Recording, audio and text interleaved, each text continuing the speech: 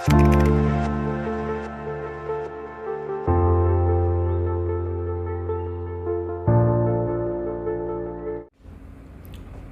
दोस्तों, कैसे हैं आप लोग। मैं उम्मीद करता हूं आप लोग बहुत अच्छे होंगे और तैयारी बहुत ज़ोरों शोरों से चल रही होगी। और उसी तैयारी में चार चांद लगाने के लिए हम उपस्थित हैं एक ऐसे टॉपिक और ऐसे ट्रिक के माध्यम से जिसको आपने कभी उम्मीद या अपेक्षा भी नहीं की होगी। तो दोस्तों, आज का जो हमारा पॉइंट है वो क्या है, वो है प्रमुख जल अंतराल, जिनको हम क्या कहते हैं, जल संधि भी बोल देते हैं और जल अंतराल भी इनको बोलते हैं। प्रत्येक परीक्षा में यहाँ से जो है वर्टेज बहुत अच्छा रहता है, एक क्वेश्चन हमेशा मिल जाता है। ज़्यादातर एग्जामों में यहाँ से क्वेश्चन आपको सीधा मिलेगा और आप जो है पीसीएस जैसे एग्जामों में भी, स्टेट पीसीएस जो होते हैं, वहाँ से भी इन क्वेश्चनों में फंस जाते हैं।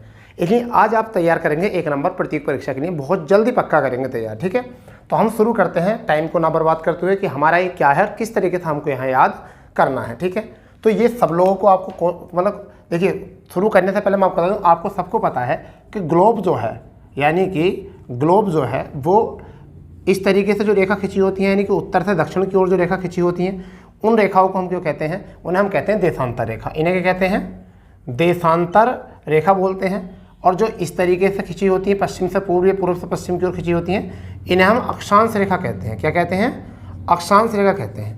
तो इन्हीं अक्षांश रेखाओं के बीच की दूरी को हम क्या कहते हैं, चैनल के रूप से भी जाना जाता है। इन्हीं अक्षांशों को हम चैनल भी कहते हैं। ठीक है जी, तो इसी पर अगर अक्षांश की बात करें तो 180 + 1 यानी कि 180 अक्षांश और एक जो है आपका भूमध्य रेखा।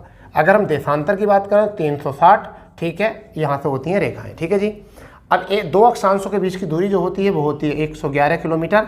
कितनी होती है, 111 किलोमीटर, या एक अक्षांश का मान जो होता है वह 111 किलोमीटर होता है। चलिए, ये टॉपिक अलग है, इसको भी हम आपको कराएंगे। फिलहाल में आप उससे पहले समझिए क्या है ये। तो देखिए, सबसे पहले हम जो याद करने वाले वो है 8 डिग्री चैनल। 8 डिग्री चैनल जो है आपका क्या है, मालदीव और मिनिकॉय के मध्य है।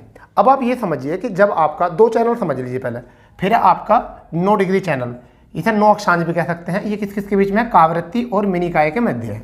ठीक है, अब आप मुझे बताइए कि अगर हमसे 8 डिग्री बोले और आपके सामने आंसर मालदीव मिनिकॉय भी हो, कावरत्ती और मिनिकॉय भी हो, तो आप कौन सा लगाएंगे, तो आप लगाएंगे मालदीव और मिनिकॉय। क्यों लगाएंगे, क्योंकि 8 में ऊपर की आकृति भी और नीचे की आकृति भी सेम होती है।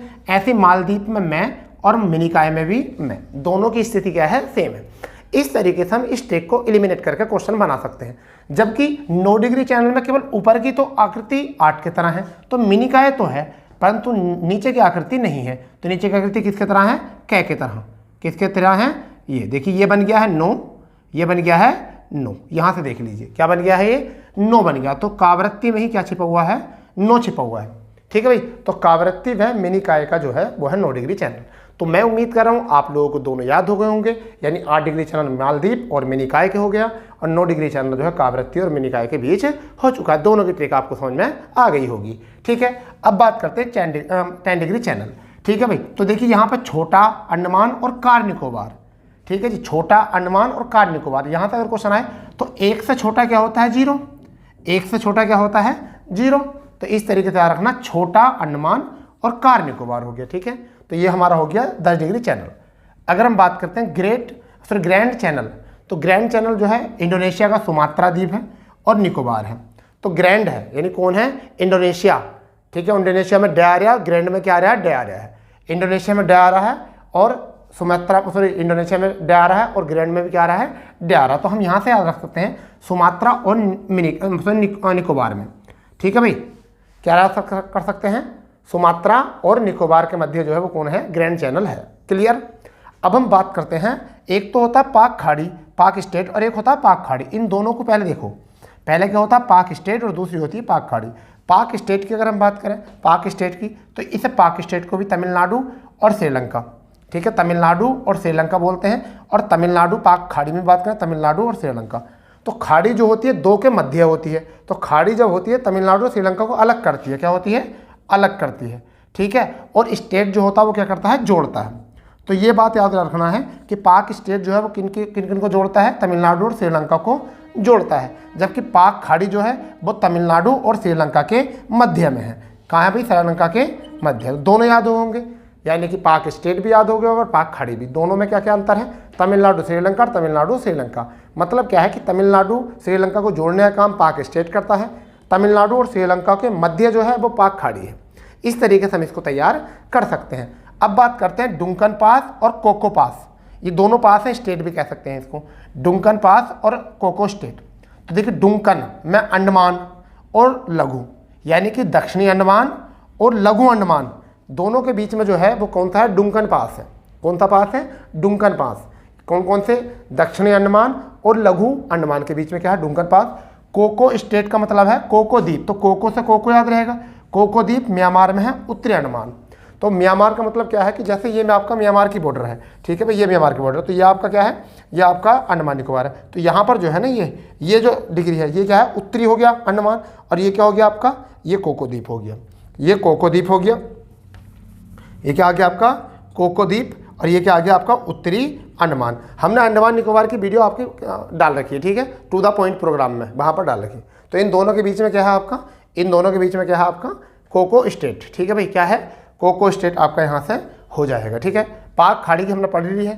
अगर मन्नार की खाड़ी की बात करें तो मन्नार की खाड़ी कहाँ पर है, देखिए इसके लिए मैं आपको थोड़ा बता देता हूँ।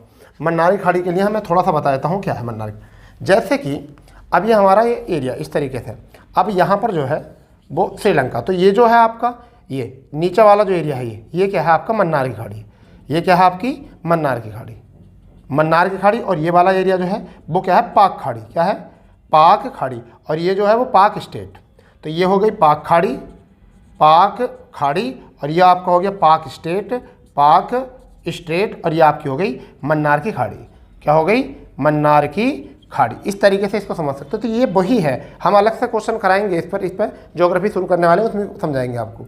तो आप समझ गए यहाँ पर, चलिए समझ लीजिए। आज हमारा जो है ज़्यादा डिस्कस करने का समय नहीं है। तो मन्नार की खाड़ी कौन कौन है, दक्षिण पूर्व, यानी कि दक्षिण पूर्व तमिलनाडु, ठीक है, व श्रीलंका, दक्षिण पूर्व तमिलनाडु व श्रीलंका, ठीक है भाई।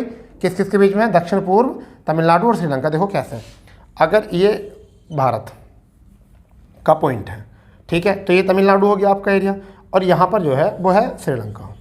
तो इसके बीच में जो है ये वाला जो है ना, ये वाला एरिया, ये तो आदम ब्रिज है, तो ये वाला जो एरिया है ये क्या है, मन्नार की खाड़ी है, क्या है ये, मन्नार की खाड़ी है, ठीक है भाई, मन्नार की खाड़ी। ये क्या है यहाँ पर है पाक जल संधि, पाक जल संधि, ठीक है। और ये क्या एरिया है, ये वाला एरिया, ये है पाक खाड़ी, ये क्या है, पाक खाड़ी, पाक खाड़ी, ठीक है भाई। तो ये है, तो ये जो है ना ये वाला एरिया, ये दक्षिण तमिलनाडु का है, और ये श्रीलंका। तो दक्षिण तमिलनाडु और श्रीलंका को जो जोड़ने का काम करता है वो कौन करता है, वो करता है मन्नार की खाड़ी, ठीक है भाई।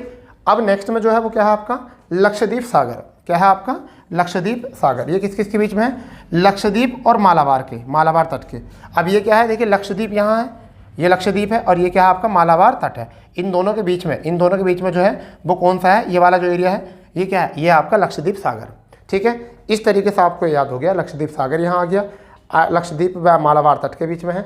अगर एक नोट करने वाली बात है तो वो क्या है, सेतु समुद्रम परियोजना।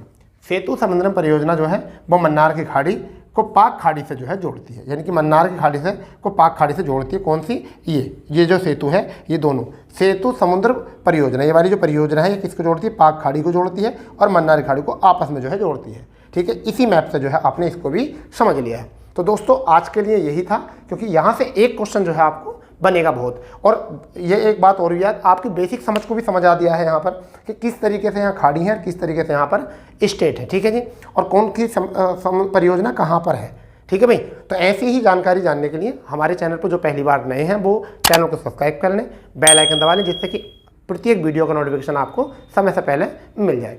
तो नई जानकारी के साथ जुड़ते हैं। जय हिंद, जय भारत।